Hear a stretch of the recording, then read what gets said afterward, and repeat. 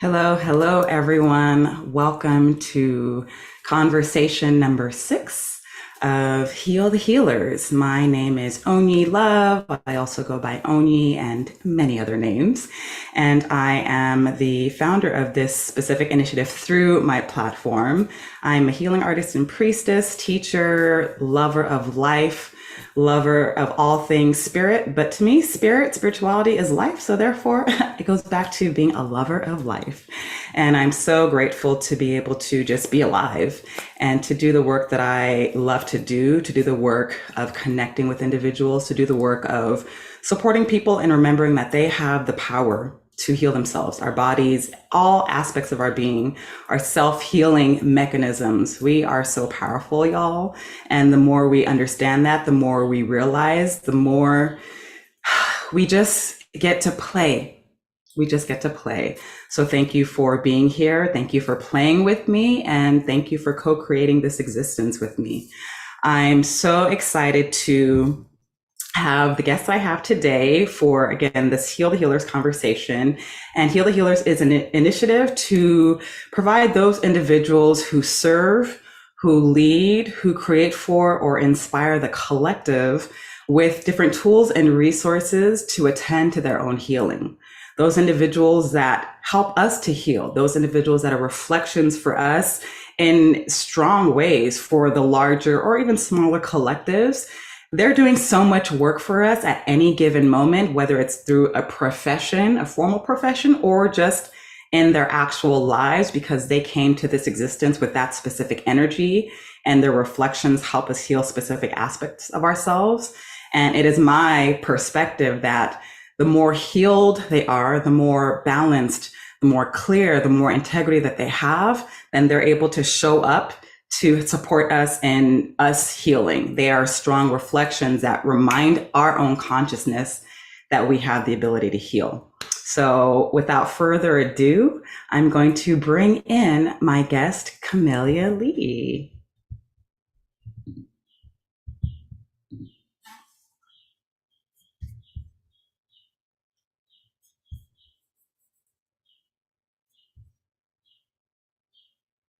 Hello. Oh, hi. Oh, you look so radiant, like everything, just like you and then the background and all the things. I love it.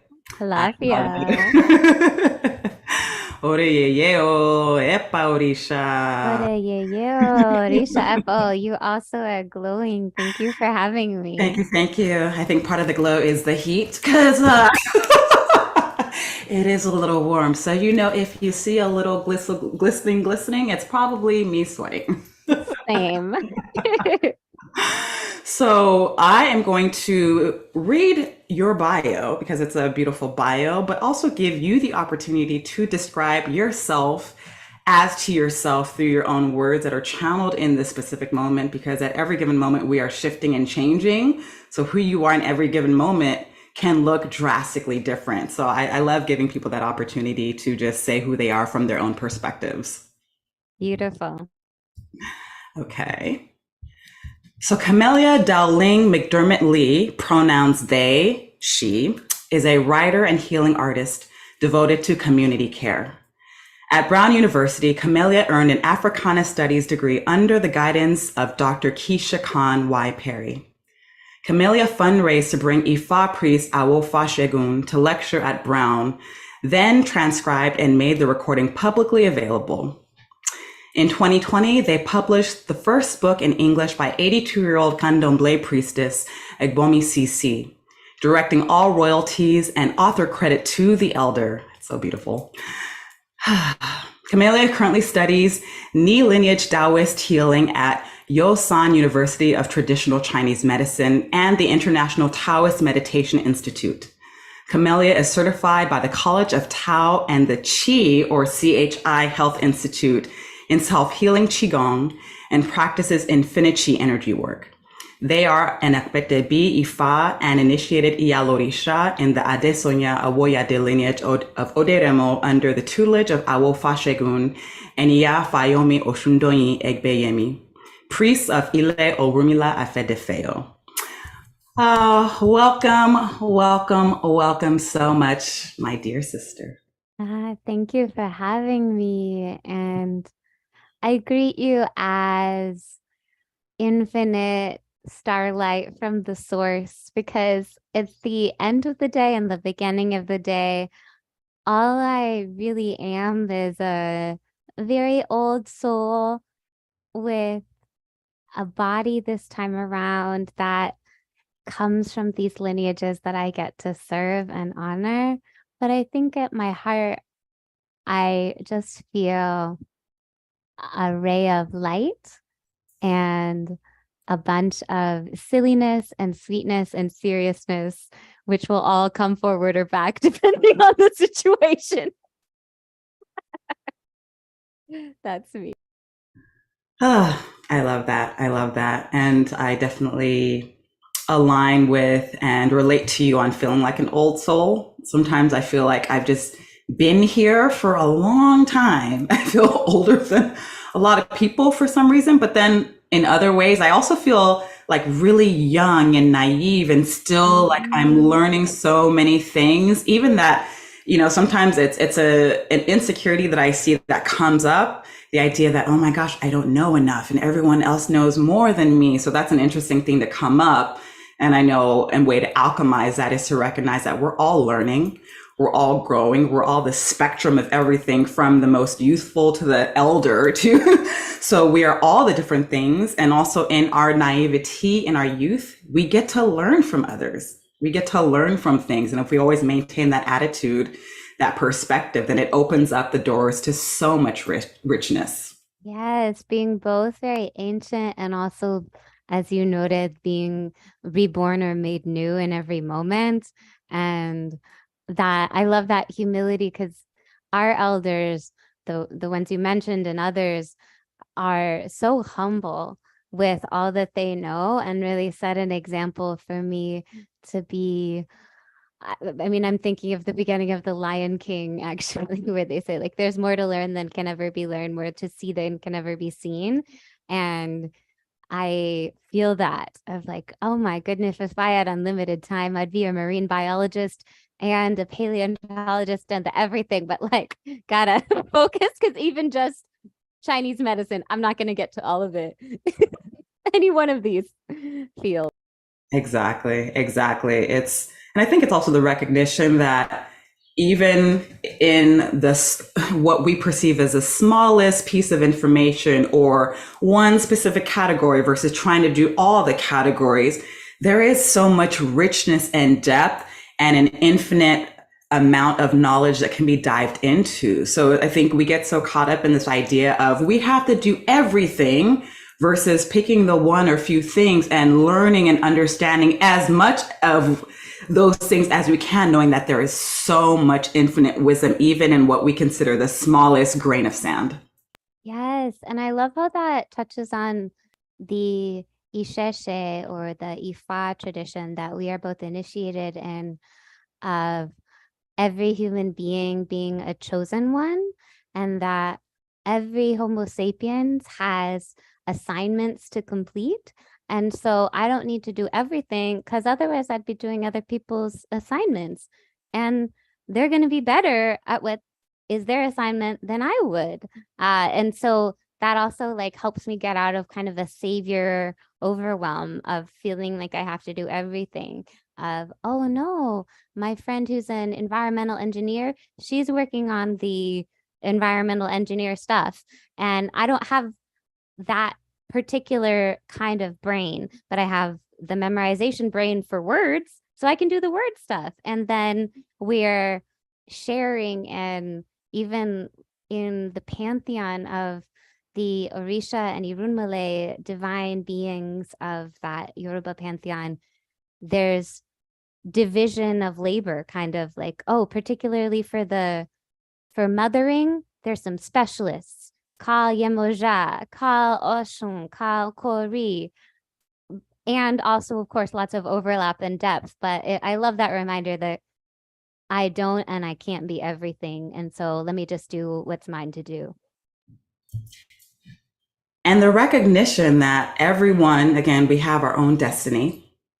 We have our own ori, everything, objects, not just human beings, other creatures, everything, water, the elements, which we'll get into with your new book, the different elements according to different traditions, have their own destinies. The work that they came to do, whether on this earth or any other planetary bodies that they may go to, and attempting to co-opt or do someone or something else's work, one is going to make you crazy because you just can't, because that's not what you came here to do.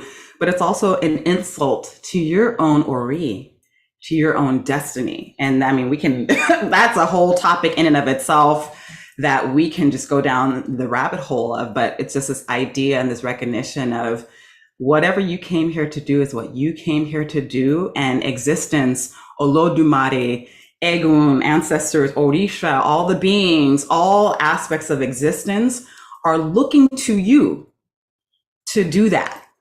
Like you in your specific configuration, all the configurations on a physical level, on an emotional level, on a mental level, on an energetic, spiritual level, like you are a specific set of crossroads. There's no other specific set of crossroads like you, even if you have an identical twin. It don't matter. People may confuse you up and down. It doesn't matter because there are other aspects that make you, you, and life is expressing itself through your specific vibration. So attempting to not do your work by doing other people's work is kind of a slap in the face to everyone and everything.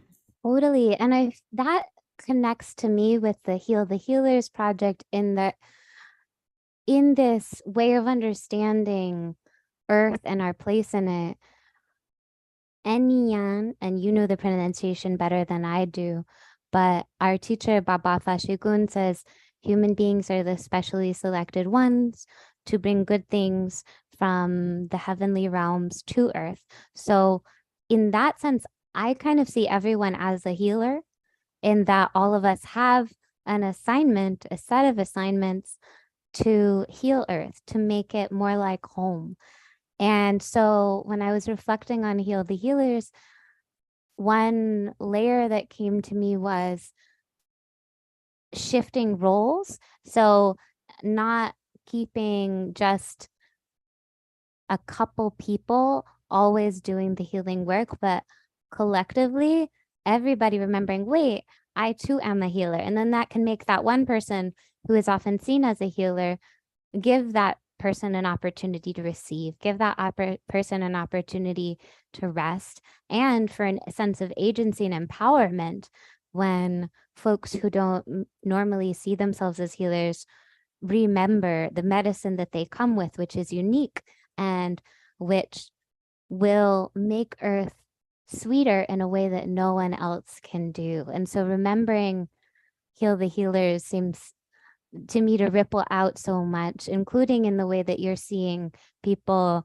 whose roles aren't commonly perceived as healers to be doing that work, the artists and the leaders, for them to see their work as healing, for us to see them as healers and also in need of care. And it's this sharing of labor as opposed to being stuck in one role that feels really generative to me. I love that. I love that. And it's such a synchronicity with some work that I was doing last night in terms of kind of deciding on different categories and subcategories of individuals to kind of focus on. And there's that one part of my mind that's like, I want to include everybody. And the other part of my mind that's like, but that is a lot of people. But it also goes back to, or some of the other threads, and I feel like this is this is totally issue being the energy of the crossroads, multiple dimensions, from the smallest, most tiniest thing to the largest, most enormous thing, and everything in between, and the paradox of life. Because the paradox is that no one heals you. You heal yourself, and you heal yourself utilizing whatever reflection it is outside of you to remind you, all of yous, that you know how to return to your place of balance. You know how to return to your place of centering.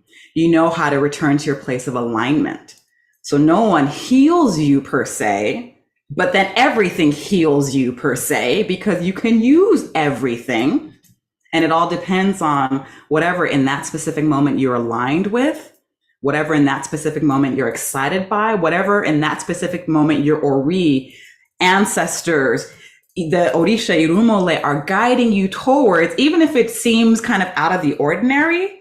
It's like, no, look at that thing, because even that thing may not be the thing, but you moving towards that thing will take you to the other thing that then creates that ripple effect that supports you in healing yourself. And healing yourself can also look like being at peace with whatever's happening. I love that. I was thinking of that kind of corny saying, but I actually love it, of like, shoot for the moon. Even if you miss, you'll land among the stars. That the life that I have today is beautiful and marvelous and a miracle and totally not what I was planning. And I love it. It's great. It's better than what I was planning for. But there were a lot of like, oh, okay, now I'm in the stars.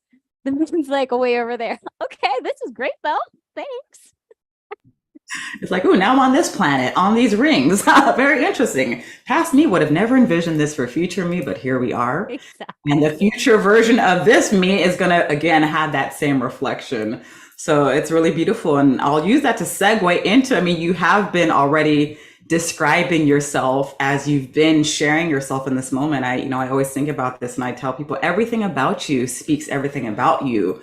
It's just a matter of us paying attention, of us sitting still and listening and receiving everything we're receiving from everyone, from just the way they speak, to the positions they hold their bodies, to the colors that they wear, to the backgrounds they choose, even on a virtual screen.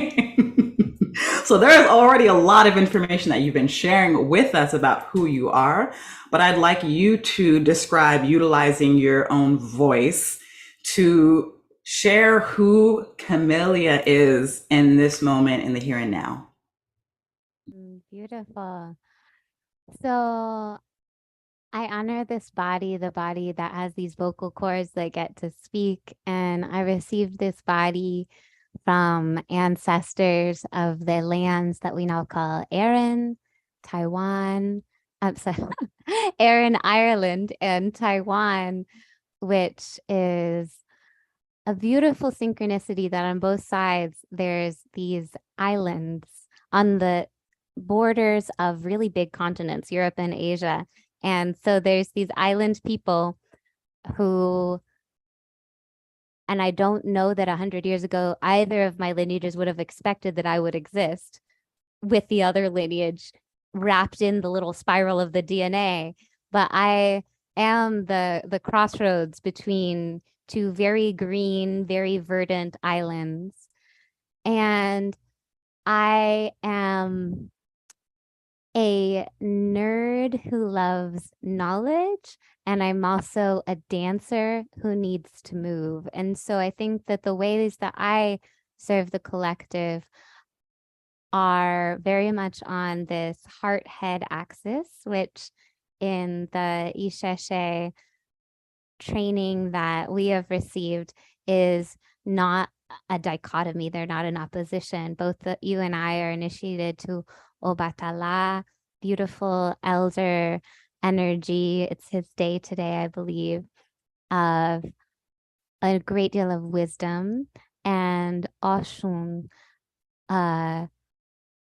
divine mother of might and power and beauty of character, who is a powerful healer, particularly of wombs and the deep part of being in our bodies and creating. So the work that I do, that I came to the planet on my head carrying my little calabash, is often using my intellect, which my Obatala name, Orisha Wunmi, Orisha in this case, Obatala, chose to bless me, is I work for companies that are making project-based learning and culturally responsive teaching available. So what that means is basically education that is built for kiddos, that is student-centered as opposed to what's most convenient for adults, because kiddos sitting still and being quiet in lines is not good for them developmentally. It's more convenient for adults, but that none of the research shows that. And of course, ancient cultures didn't do that to their kiddos. Kiddos learn through touch, through play. There's this amazing research on neuroplasticity that when we do something through play, it sticks in our brains a lot more. And education that reflects where kiddos come from, where adults as well, education that reflects our ancestry, our lived experience, is much more likely to stick and make connections with higher levels of thinking, great cognitive processes that are more meaningful. So my Obatala, my intellectual side, does work on that end. And also I manage Brazil Cultural Center, which is basically an ancestral portal of healing energy that the Santo family, Mestre Amen Santo, Neila Eva Santo, and Amy Shimson Santo, who supported the founding of it. I use my organizational brain to support that center in functioning and holding the space that it holds for the collective. And the embodiment work is teaching Qigong, so gentle movement, as well as dance, from more gentle to more vigorous movement. And then I'm training to be a clinician of Chinese medicine and acupuncture. So I think that the way that I show up in the world as a writer and healing artist is using words, my intellect, and how I craft words, and bringing kind of a poetics, the way that I move my body, the way that I speak my words, into the dance. And I think I'm always trying to bring the embodiment into the intellectual and the intellectual into the embodiment. So I'm in that Oshun Obatala flow of trying to unite both of those energies into a greater wholeness. Yeah. Just had to take a deep breath.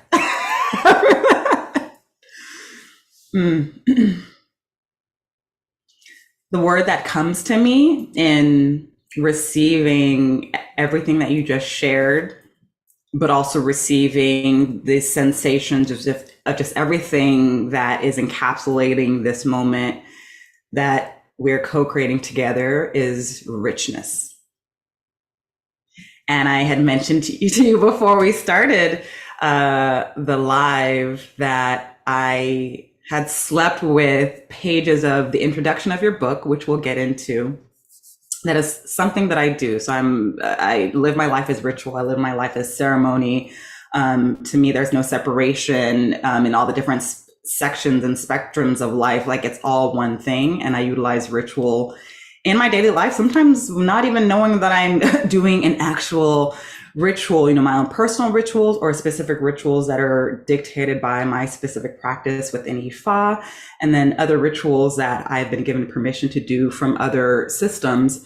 I utilize them very intentionally, very specifically as technology to support me in reminding my consciousness of what it knows, to support me in connecting with all things and all beings. And so I just decided, okay, I'm so excited to receive my physical copy of your book because I just ordered it, but I also had access to, the pages ahead of time. So as I started reading the introduction and then placing it under my pillow, the energy that just kept coming to me was richness. Richness, already knowing who you are, I was like, oh, that makes sense. There is a richness to your lineage genetically, spiritually, academically, scholastically.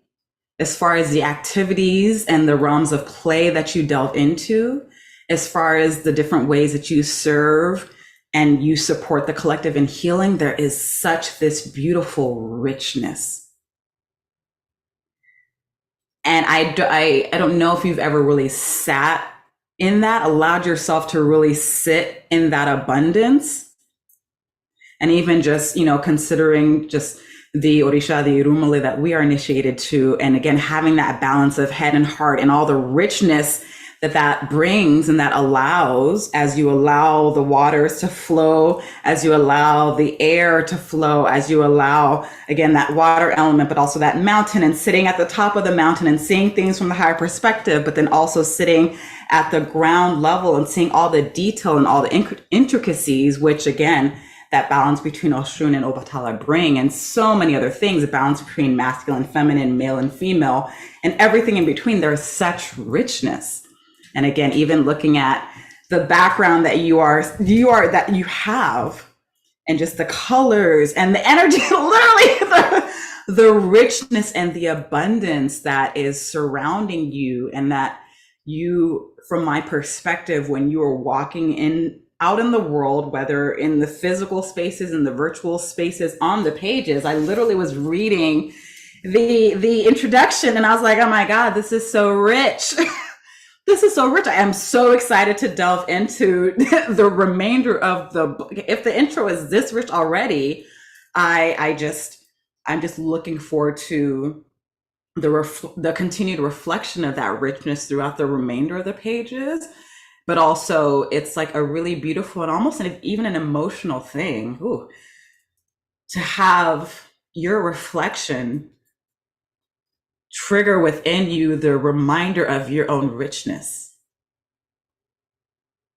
And there was a specific line, and even though these are two different concepts, I feel like they are connected, because in this section, within your introduction, you say, what is this book? And the book, y'all need to go get this book, is Elemental Healing, a 5-element path for ancestor connection, balanced energy, and an aligned life. Yes. Like rich. And this just this one line, it just hit me in such an interesting way. You say, this text is a recipe, a map, and a manual for people to return to dignity. And something about the use of that word dignity and the reflection of that word, it almost like it sent this ripple effect through me, because the recognition that a huge aspect of the healing that many of us need is a return to and a reminder of our dignity. I see. Thank you. I'm thinking of how our teacher, our Oluwo Baba Fasegun, has said, Oshun brings dignity. And I think, because a big part of this book is about Egun, or ancestors. And one of the most common challenges that I think exist as opportunities for growth and springboards to alchemize, but is often first experienced as pain, is difficulty with ancestors, whether living family members and or those who are on the other side. And so what I hope people find in these pages, particularly in the water chapter, is a map, a guidebook to feel dignity in the lineages that they come from, including the hardest ones, including those that have really, really strayed from their dignity. And that is possible if you're breathing. If you're breathing and you want to return the lineage to dignity, then that's your calling. That means you're aware of it, and that means that epigenetically, our genome, those beautiful codons, we have agency where with our choices, we can awaken potential in our DNA and we can suppress gene expression.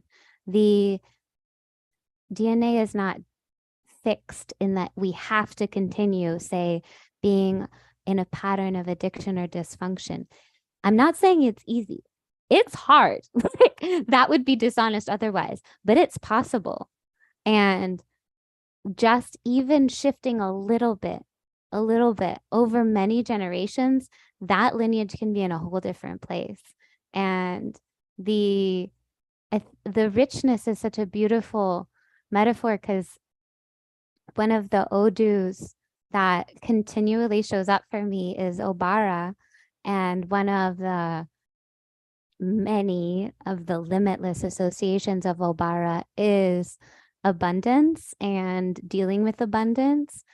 And I have, in this lifetime, learned, like, at times when I had pennies, I had a teacher say to me, go out and smell flowers and see how abundant and prosperous you are, that there are flowers for you to smell. Look at the sunset and feel how rich you are. And one of the things that my ancestors who immigrated to this land, because I'm not indigenous to this land, came for was a desire to have financial success, right? And I think one thing that's been interesting about me is my spirit came and was like, oh yeah, that doesn't matter, but like, what about our activist success? Let's go organize with the NAACP. Let's go study our ancient medicine. And I've had to learn, and also I need to pay my rent, and also that like more common understanding of abundance is important too. That's been part of my homework. But I do feel that the dance, the healing modalities, the knowledge that I have found in this life is treasure. And it's been an adventure, like a treasure trove journey with some dragons and some caves and some falling down a cliff.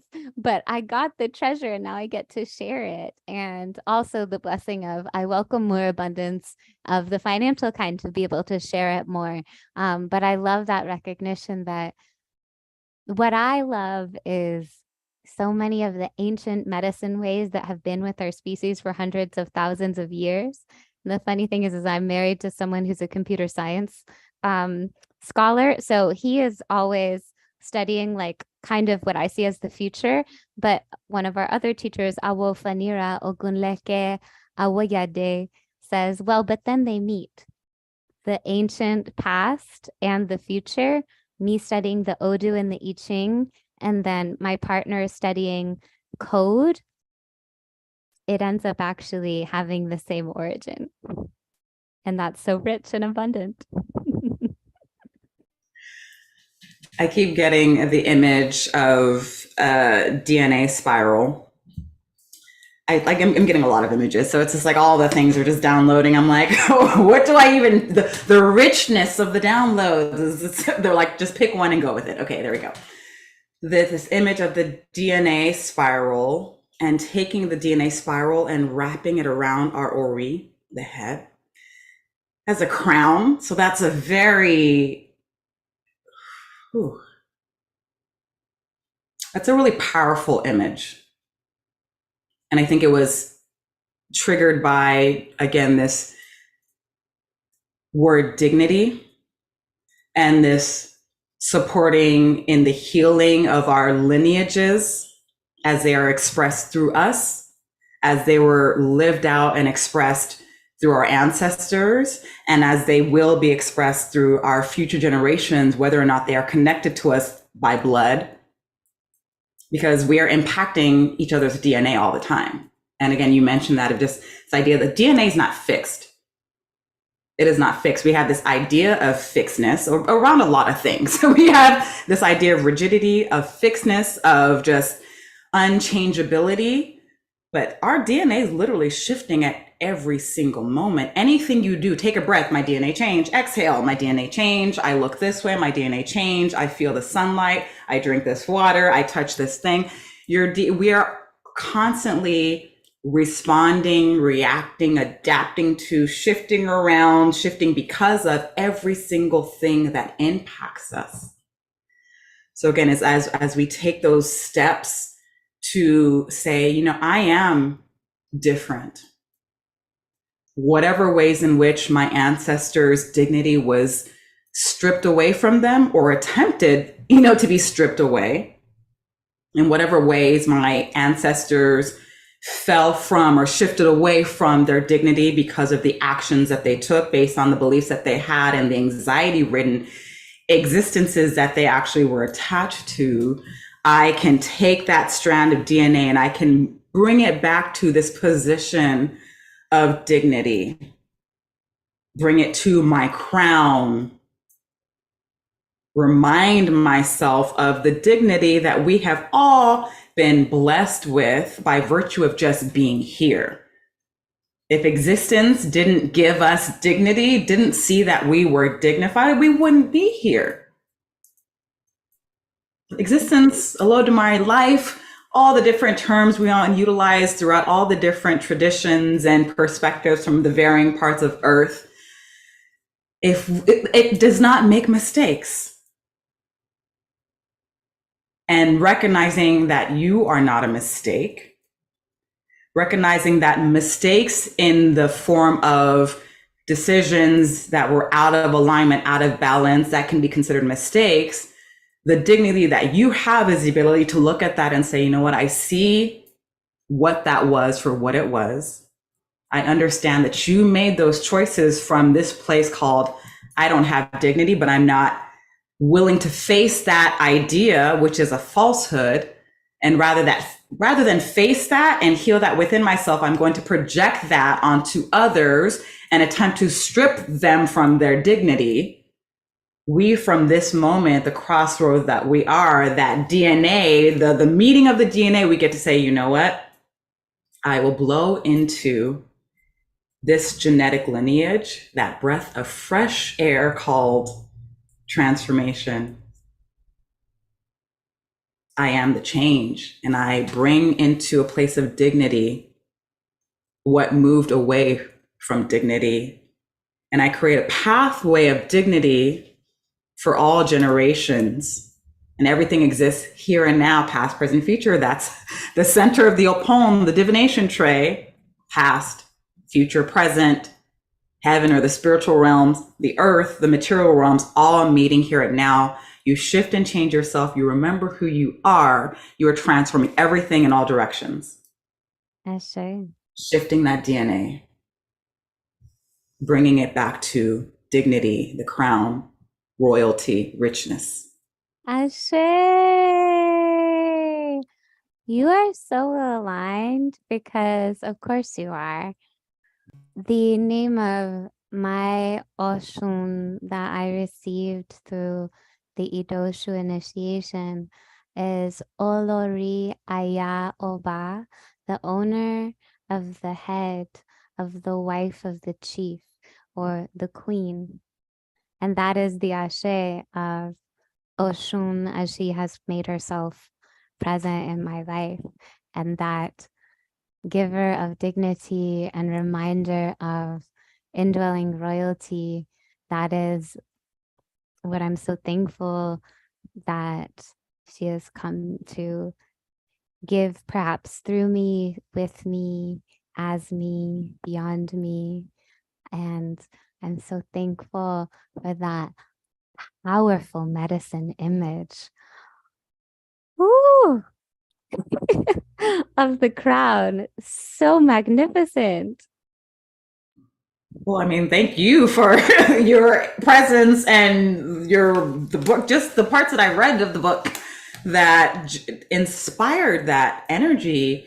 And I'd love for you to talk more about this book, the ori of this book, this entity, this book that you birthed, that was birthed by, again, the crossroads of everything and everyone that has influenced you, from your ancestors, your rich lineage of ancestors genetically, from your rich lineage of academia, what you have been studying and will continue to study, from your own experiences, from your observations, from your own creativity. You birthed this, and now it has a life of its own, and you two are companioning each other, the spectrums of you. You are a spectrum, it is a spectrum. So the spectrums converging and companioning you, but you're still separate entities. So I'd love for you to speak about this book. Yes. So this book is a catalyst. The astrology of this book, Elemental Healing, she was born on the new moon of the shift of the lunar nodes into Aries and Libra. And so in layperson's terms, this book comes with a lot of cardinal energy because there's Cancer in the moon and the sun, Pluto and Capricorn, deep transformation, and then Chiron as well, the wounded healer, and the North Node in Aries right on the ascendant. So this book dawns on the world with a ongoing evolutionary longing and calling to support wounded healers support with the wounded healer archetype, particularly the inner child, Aries with the youthfulness, that's the first sign, and help to release codependence, relational patterns that are no longer useful, while being really rooted in the intuitive ancient waters of the ancestors in the fourth house, and challenging decayed structures of power, the Pluto and Capricorn. So very, very, I think almost all of this book's astrological birth chart is in cardinal signs, which start-ish. So definitely like came here with a lot to do. And also as a Cancer, the watery, deep leadership, I have had all of these feelings through the gestation process of this book of like, I've gone through a whole roller coaster of my own feelings. But this book, like actually with that cardinal energy came through pretty quickly. Like this book made herself known to me when I was finishing up the last book that I published, which was Ebomi Cici, our beautiful elders book. And I started to feel as I was finishing it up, it's like, there's this need to have a book that's about my paternal ancestry, that this needs to come through. So that was like 2019. And then this book proposal came to be in end of 2021.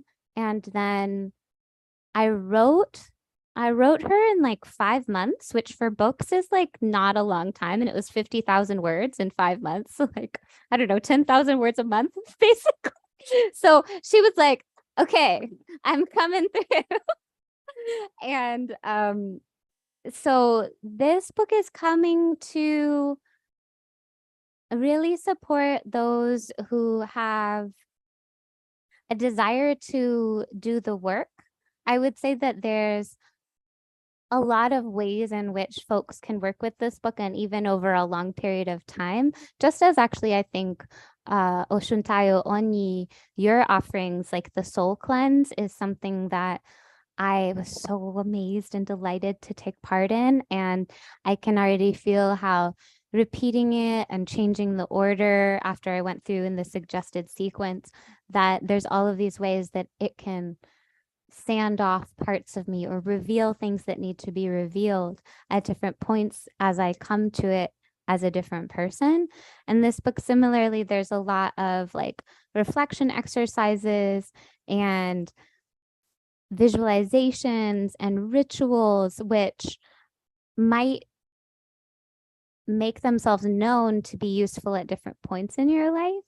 And based on how safe one feels, how much support there is present to do the deeper work about maybe the ancestor part or the inner child work, that's going to reflect how transformative it can be. But this book is a surprise to me. She turned out way different than I thought she would. Which I was like, oh, this is probably what it's like to be a parent. I haven't had that experience physically yet, but I was like, dang, this is not what I thought was going to come out of me, but here she is. And then I've gotten to learn to see, as you said, she's separate from me. This book has an ori, as everything has a spiritual head, a calling, and be like, wow, I get to know you. My beloved adolescent who is just like, it's kind of as if this is my child who's now like gone off to college and is like meeting new people and is finding its own identity separate from me. And I'm like, oh, cool. Okay. Look at you. I mean, I didn't think that the cover was going to look like this, but now I'm like, great. She's got her own style. So that's been my journey with this wonderful miracle teenager of mine. I love it. I love it. Again, richness. And it's very interesting because the number 5, very strong symbolism. And I call myself a quasi-numerologist. I know some basics about numerology, but then because I am a practitioner of Ifa and the Orisha, they express themselves through specific numbers, which are specific vibrations, which teach us specific lessons. And there's other numbers that are very powerful in our tradition, and numbers that are powerful across all traditions. Just the energy of numbers, numerology in our specific dimension on this version of Earth is a really intriguing and fascinating thing for me. And I'm always looking to see the correlations and how the different systems kind of interact with each other and overlap or vary, and just the richness that provides as well. And sleeping with this under my pillow and also considering that even though this is kind of, on one hand, conversation number 6 in Heal the Healers, these conversations, technically it's the 5th one with other people, because the first one was a conversation with myself, just me talking about the Heal the Healers. Because I was looking at it, I was like, okay, I keep thinking that it's conversation 5, but okay, no, it's conversation 6, but Spirit's like, yes, but it's the 5th one with other individuals. And so this number 5, and then you saying that 50,000 words in 5 months. And again, 5 is the number of Oshun.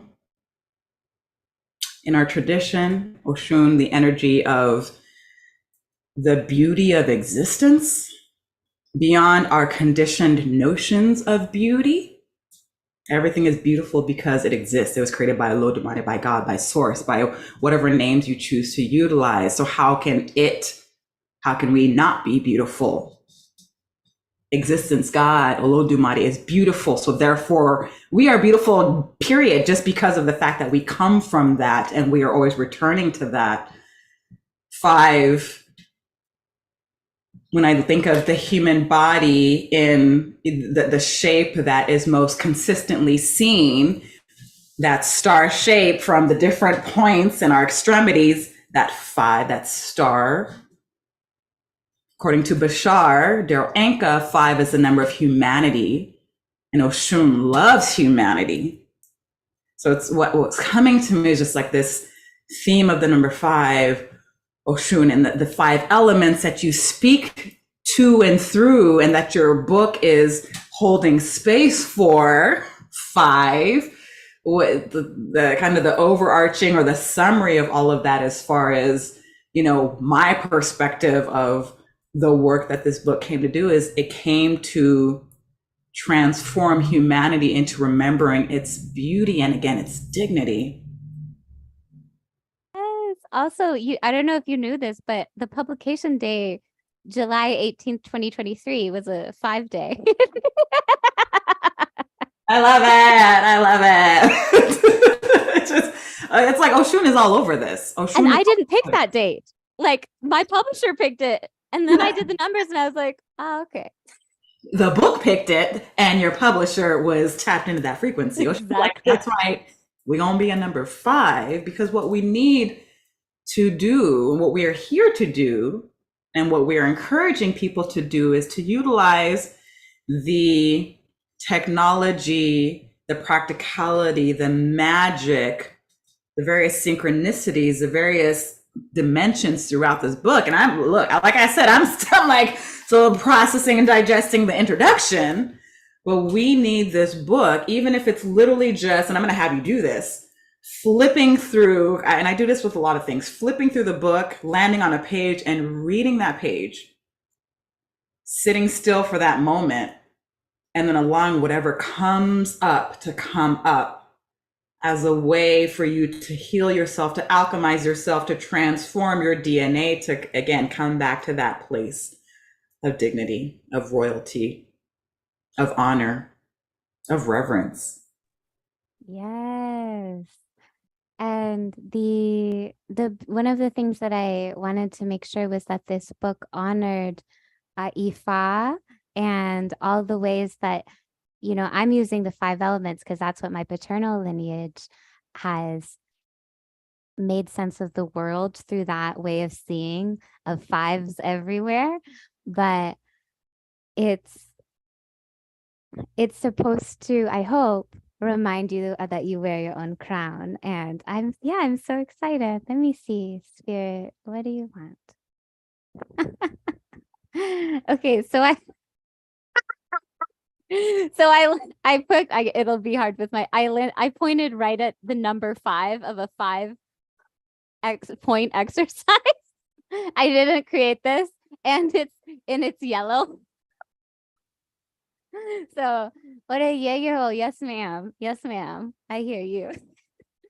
And this is the elemental community exercise. So seeing that we have all of these. So you can see these 5 elements. They are in the planets, they're in the constellations, in the directions, they're in our literal bodies and in each other.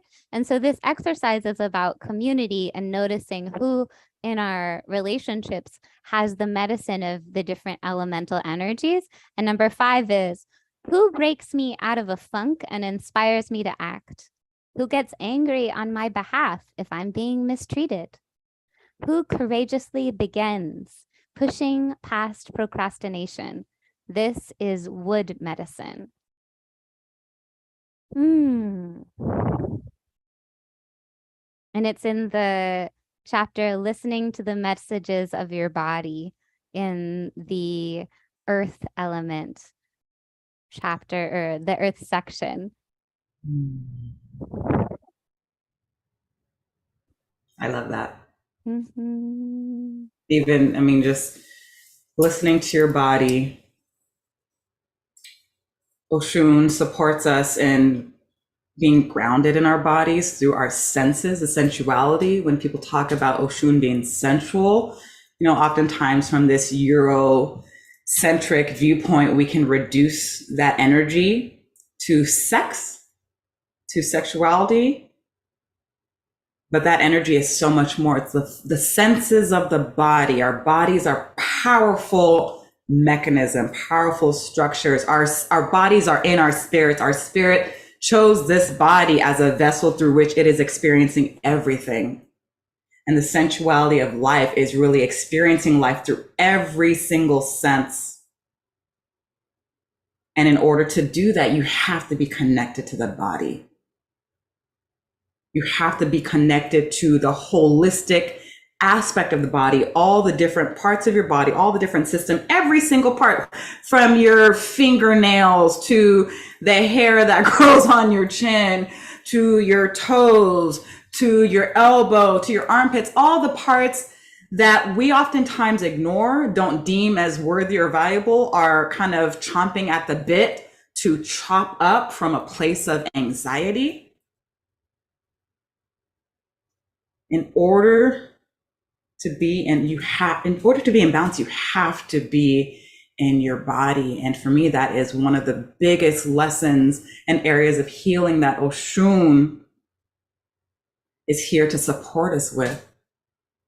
And it's the wood element is interesting because I was reading through it, and I think, again, those who are not familiar with the elemental system from the tradition that is the foundation of this book, we can think of the elements like, just in there, like, oh, earth, wind, fire, water, all these things, right? We think of that. And that's one system, or that's one perspective. Yet, the 5 elements that you speak to, and I'd like you to, speak to them in brief, it's different. There's some overlap, but it's different.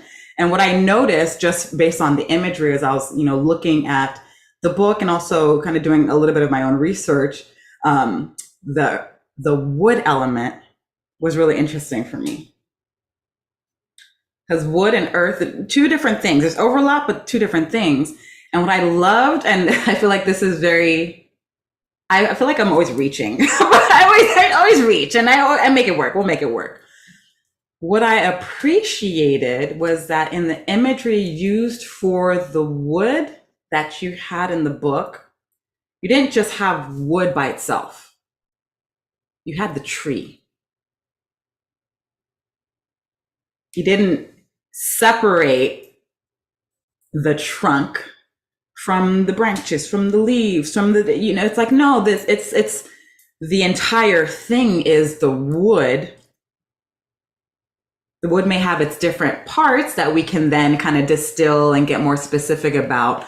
But this idea of holistic energy, the completion, seeing all parts of you as the whole, and that is Oshun's energy, the vibration of number 5.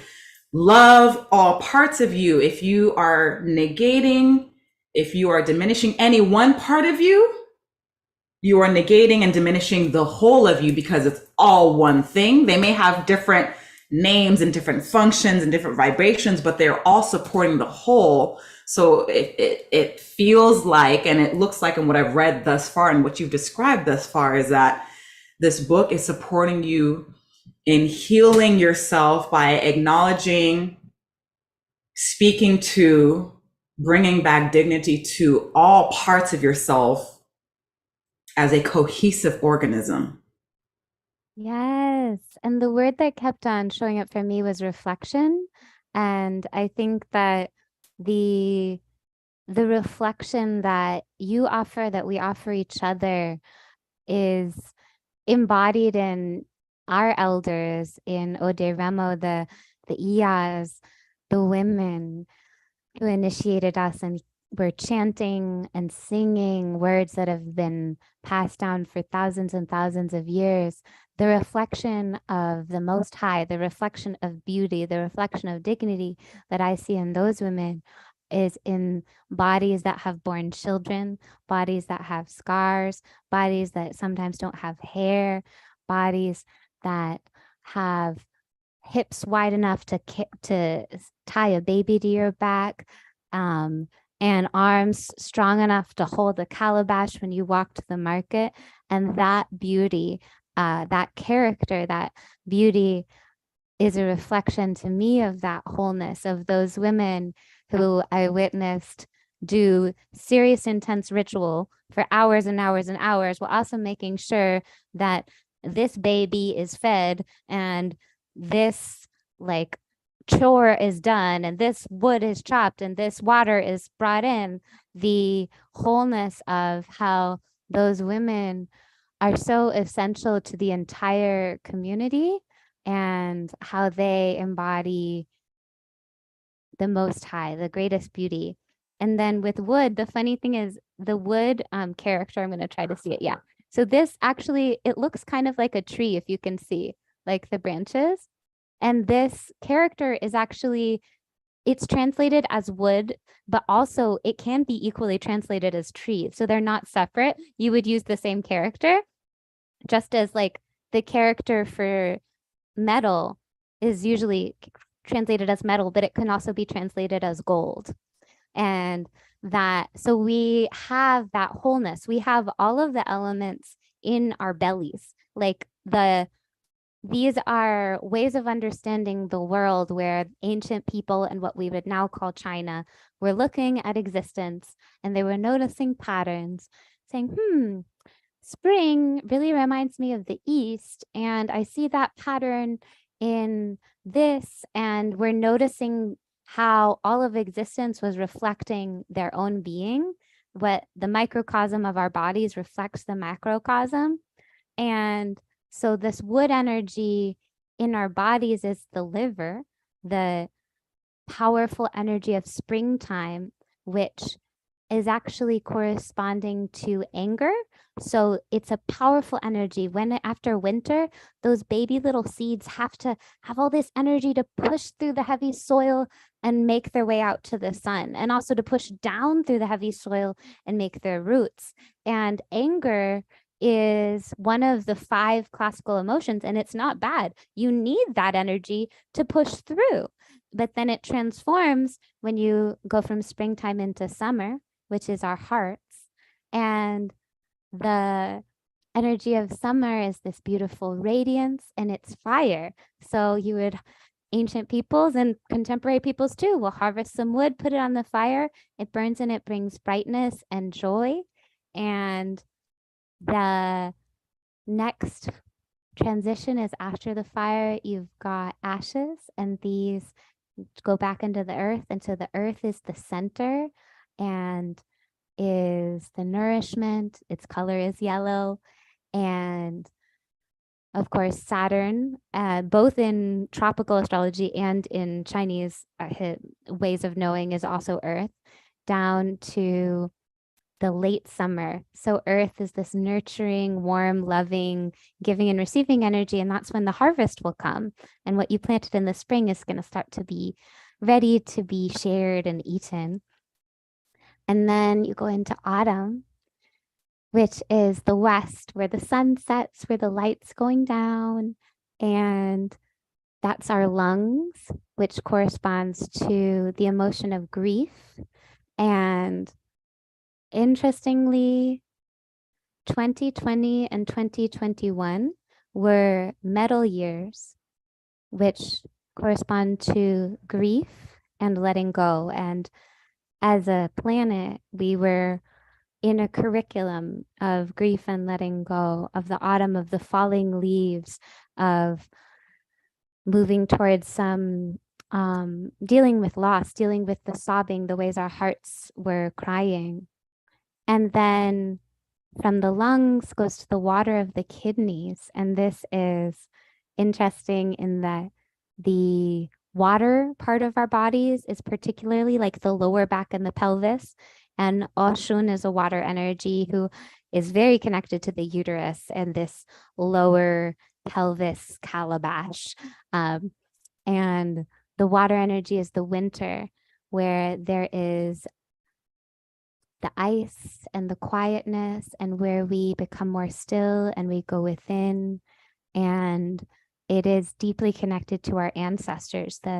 They say that our ancestral memory, which is sometimes translated as like this essence, this tincture or incredible substance that carries our memory like DNA, is in this place of our water energy. And you can look at the entire world through this prism of 5 and see, oh, well, I'm beautiful because I am made of the same energy as the planets and the stars and the seasons.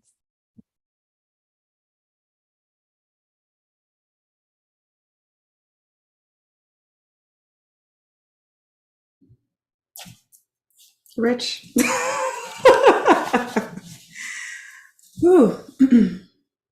Thank you so much for that navigation through the various elements and the seasons and the correlations to our bodies that contain all these things. Again, it just goes back to this beautiful reflection that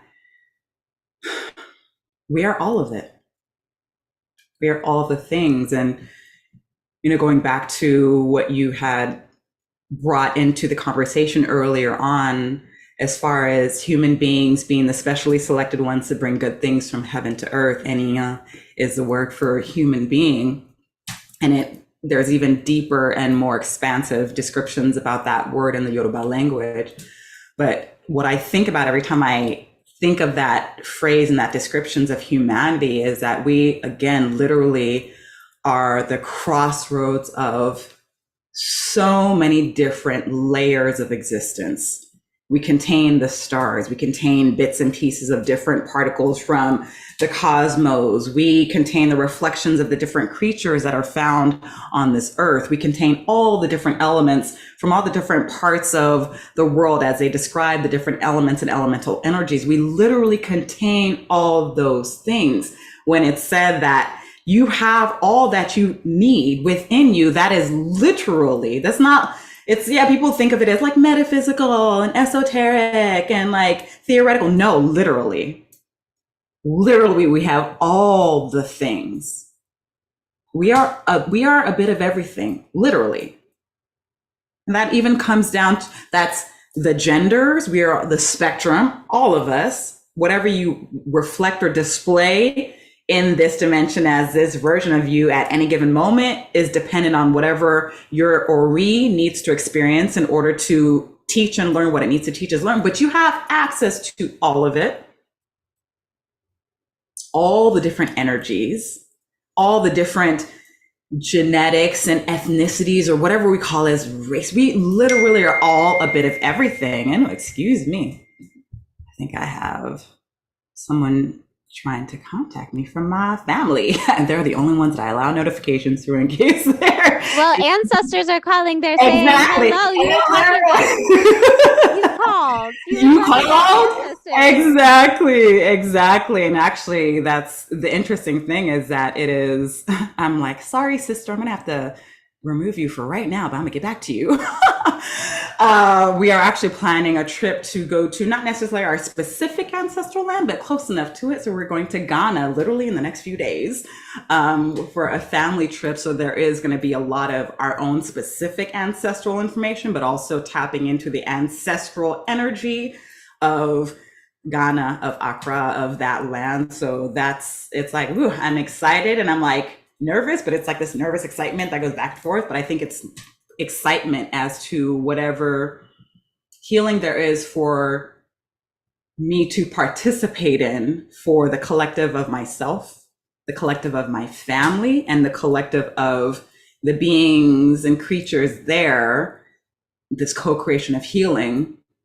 But going back to this idea that we contain all of the things, and Oshun, this book, your Ori, through all the work that you do, through all the play that you do, through all the ancestry that you have, one of the things that I wanted to touch upon is, again, containing all the things, because again, this might be a little bit of a reach, but again, this number 5, because I was thinking about, and it didn't come to me until we were talking about number 5, but it came to me as I was sleeping, again, with the introduction of your book under my pillow, thinking about the richness of your own genetic lineage, of what you traverse as far as ancestors and land. So you have Ireland, Taiwan, right? These specific islands that are connected to, adjacent to these larger continents. So Ireland to Taiwan, 1, 2.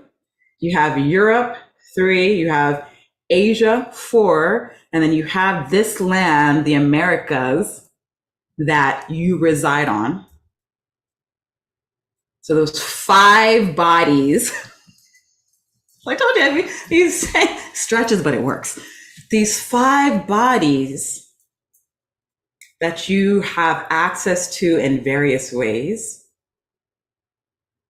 that you are a representative of in various ways at different times for different reasons, that you and the work that you do and the existence that you navigate get to support in healing and transforming and bringing back to a place of dignity wherever that was lost. And also to express the dignity that is still there and still vibrating and still accessible. So again, there's this richness that encapsulates and embodies and that is exuding from you is just really beautiful. Likewise. And I hope that I was thinking of this Ghana trip as a heal the healers. I hope it is healing for you, dear healer, because that work that you are doing, I want to surface and honor the ways that you are constantly a support and a pillar and doing labor in the physical realm and the spiritual realms, plural, for the collective.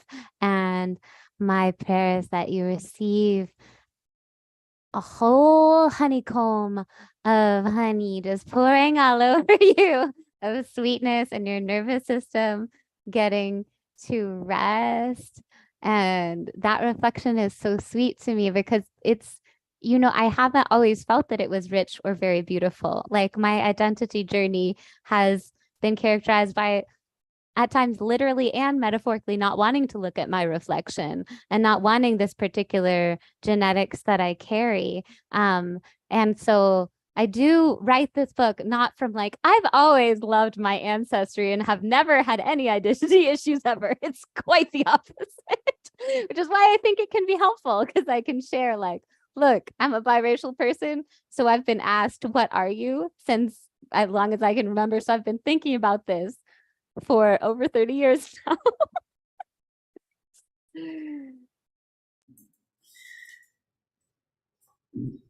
I'm grateful that you said that, because there are a lot of people in the collective that move through challenges and struggles, animosity, pain, trauma when it comes to their ancestry for whatever reasons, whether their ancestors were on the receiving end of negation, whether they were on the giving and extending end of the negation. And, in that specific role of the extending end, it's almost like I see it as kind of it's this double-edged sword, because you're extending this negation, but in doing so as well, you're negating yourself. So there is that.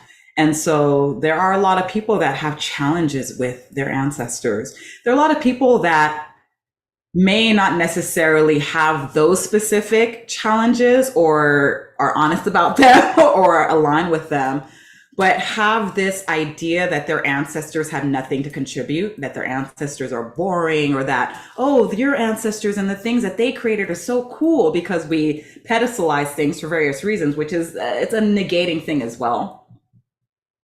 To pedestalize something, to put it, at the forefront of this idea of what is more valid or worthy, that is actually, it has the opposite effect. So there is so much work that we get to do, so much healing, alchemy, transformation that we have the opportunity to move through, as far as healing this relationship that we have to our ancestors, as the ancestors are reflected through us, because they are us, we are them. So therefore, to have a negative perspective about your ancestry is to, again, have a negative perspective about yourself, because you cannot separate the two.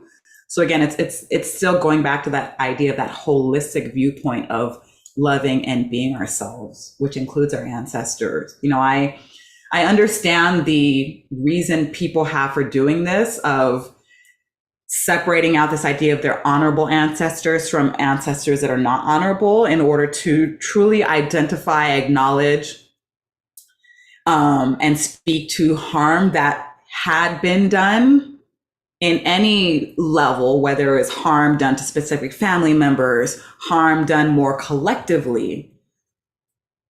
But you have the opportunity to learn from all of it. When I'm praying to Egun, I say I honor and I bring into this space all Egun, no matter what you did, positive, from the spectrum of negative through neutral to positive. All of it is information that I can utilize to support, fortify, to transform, to learn from, and to evolve myself in the collective. I heal you by recognizing that and using all of it for a positive benefit. So thank you for the choices you made, even if they were negative, because I can still take the potency of negativity, flip it to positivity, and spring myself forward into this place called I have dignity. So thank you. I'm so excited for people to experience that as they move through your book and all the different ways that they will move through it. Yeah, it's overwhelming. Like this is the richness of just joy and excitement about what people can experience through your presence expressed through this book in and of itself, and whatever it will inspire.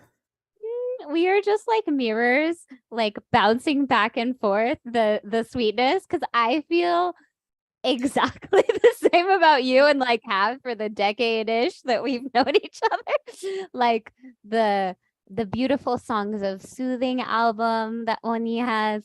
I love to play it. It calms my spirit, it calms my nervous system. The soul cleanse, which actually, you know what? I think that this soul cleanse was probably a big part of me getting to a place, transforming my feelings and my shyness and all this stuff to a place where I actually now am sharing about the book and being visible about it, and not like in the my kid isn't the way I thought she was gonna be feelings that I was in for a while there. And it's such a blessing, because I think maybe a common thread is that we contain multitudes, we contain everything, and we are powerful. So we don't need to fall for scams where people are saying, oh, send me $500. I have a message from your ancestors, and trying to prey on a sense of the power being outside of ourselves, rather than, oh no, I am the message from my ancestors. You don't have any messages from my ancestors that I don't already embody, right? That sense of empowerment, and that we contain the cosmos, and that is our divine inheritance. That's who we are. And Audre Lorde wrote that systems of oppression are always going to try to disconnect people from what makes them feel powerful. So whether or not it's, for me, this part of my ancestry, or ìṣẹ̀ṣe, or beautiful traditions from Angola and Lesotho and Mozambique, there are so many ancient indigenous traditions that are in people's bodies that are medicine and have the code to remind us how powerful we are. And when we choose to value this, when we choose to look at an elder and not be like, oh, they're driving too slow, but like, wow, I wonder what that person knows. Like, that is a reflection of wisdom right there. What can I learn from them? Then there's all of this super like ancient and futuristic codes for freedom and empowerment that we can unlock when we learn from those who've gone before us, and also from the babies, because they just got here. So they like just arrived from the year 7027, and they are full of information as well. Oh, I love that. I love that. Y'all, make sure to support this beautiful human being in all the things that they do. Make sure to get their book, Elemental Healing, again, a 5-element path for ancestor connection, balanced energy, and an aligned life. To remember your richness, to remember, step back into, come from your place of dignity, to support in the healing of the dignity of your ancestors, Ashe, to carve a path for future generations to come in already knowing that they can always act from and see the dignity of themselves and others.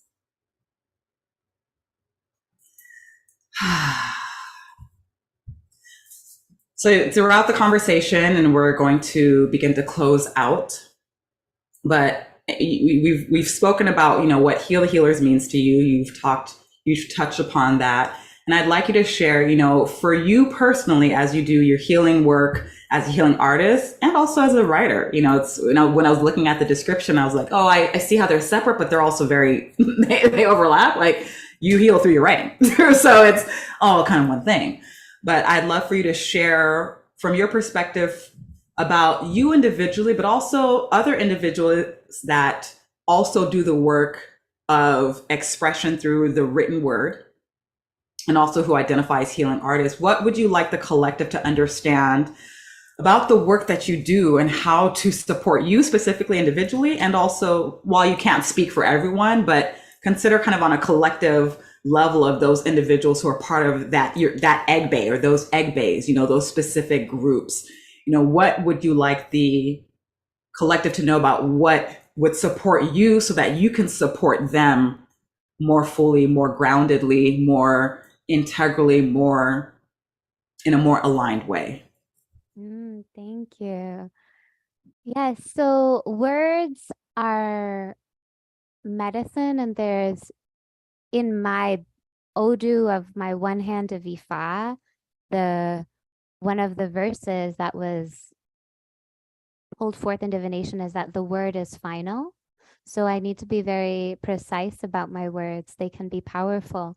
And there's this gift of sensitivity. I have often been very sensitive to words. And so I know that one of the beautiful things of this diversity of human beings is that we're not all sensitive to the same things. So my beloved biological sister is a singer, and I remember just like the closing of a door, if it was too loud, it would really affect her. She'd be like, ah, that's too loud. And it wouldn't bother me. And then for me, I have different sensitivities. And so I am sensitive to words. And so in the idea of love languages, I love I love compliments. Probably most people do, but I love words of affirmation, and I love to give them. And one thing I've learned being a word nerd is that, and not everybody's like that. I have a brain that loves words, and that's okay. But I've learned that for some folks, it can feel overwhelming, all the different words, and that language can change, and the language, to be respectful, can seem to change every day. And so I have a lot of compassion for how that is a lot.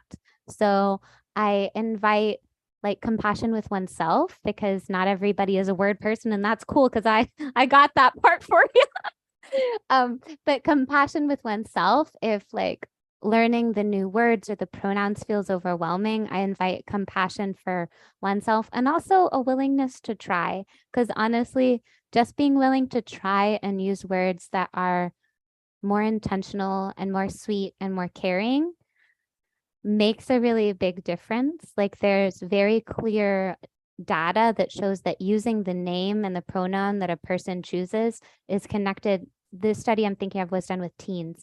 It is directly connected to reducing suicide. So using words and trying.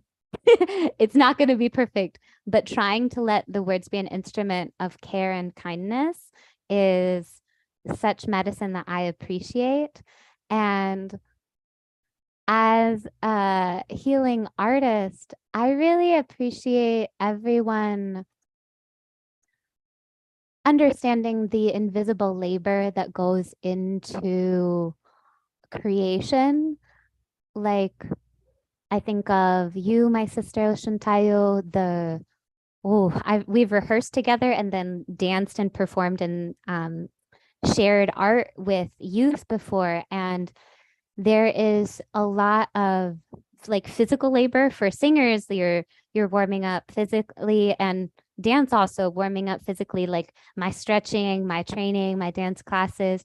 It can be challenging with not having the money to pay dance teachers, but even when there are free classes, Viver Brazil has a free community class, Johanna Blunt has an amazing West African community class.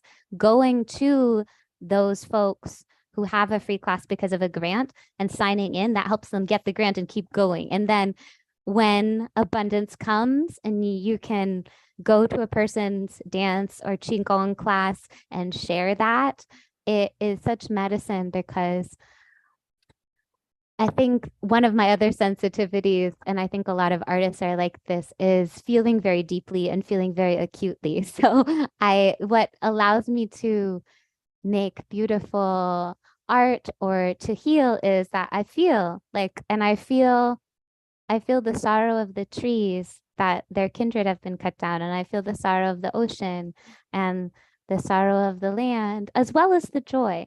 Our teacher Baba Fasegun always says, don't just be an empath who focuses on absorbing the sad parts, but those of us who do art that tells stories, that reminds people of who we are, that gives a reflection. Often we are very sensitive people, and that doesn't mean you need to treat us like porcelain, we're grown-ups. honestly, like just a thank you makes a big difference. During the pandemic, when I had a moment where I had more money, I literally sent like $5 and $10 Venmo gifts to people whose dance classes I've taken who I really appreciate. And like there are folks who thank me for that to this day, like 3 years later. And I would love to send them $3,000. That is not yet my current reality. I welcome that reality. But like literally just like the word of affirmation, the thank you, what abundant energy I'm able to share, or like a hug and just like an eye when people say, "Oh, thank you for what you do at BBCC. I really appreciate it." That helps me keep going, and I hope to give that as well. So, and I think it's everybody, not just artists. Let's all appreciate each other. Let's all appreciate each other and treat each other with dignity, because we remember that we are in our dignity as well. So, Ashe, thank you for that. That is, yeah, I wholeheartedly agree. And I'm so grateful to be on this earth with you at this time, getting to witness the work that you do, getting to witness the ways that you support people. You were not lying when you said that you try to use words of affirmation to support people. Like, I have experienced that time and time and time again from you towards me, and witnessing you doing that with so many countless others, and always acknowledging and honoring others and the work that they do, and sharing and promoting and making visible the work that they do. So thank you for that. And may the care and the dignity that you extend to others be returned to you 50,000 times over in all the realms and all the dimensions. May you continue to know without a shadow of a doubt that you are rich, and that you bring richness everywhere that you go. And I'm excited for the lives that your book will touch as an extension of you, and also as a life force of its own. So congratulations to you. Again, everyone, please support Camellia and their book, Elemental Healing. Their website is also www.camelliadaoling.com. Are there other channels, Camellia, that people can follow you at? Yes, but I think my website is a good start. I think of the internet as like a very busy city. And so I tried to make my website, like yours actually, a little beautiful sanctuary for respite. And there's free things. Oh, I have free meditations on Insight Timer. So don't have to pay. Give me 5 stars and I'll be happy. So that's it. Wonderful, wonderful, wonderful. Thank you so much, sister, for being with us today, for sharing of yourself and your beauty and your richness and your work and your play and all the things. And thank you all so much for joining us for this conversation, this Heal the Healers conversation, technically number 6, but we're going to also call it number 5, because 5 was a main character in today's conversation. If you'd like to hear more information or learn more information about Heal the Healers, please visit my website, www.onyi.love. You can also visit the Instagram page at onyi.love, my actual kind of hub for Instagram, but also the at ONYI Love Heal the Healers profile on IG. Thank you all so much. And remember that you heal yourself, others, other beings, other things provide reflections for you to remember that you have that amazing healing capacity. And healing looks like a lot of different things, and you have access to that full spectrum of healing. So healing the healers is about healing all of us. So thank you so much. Until next time. Ashe. Bye.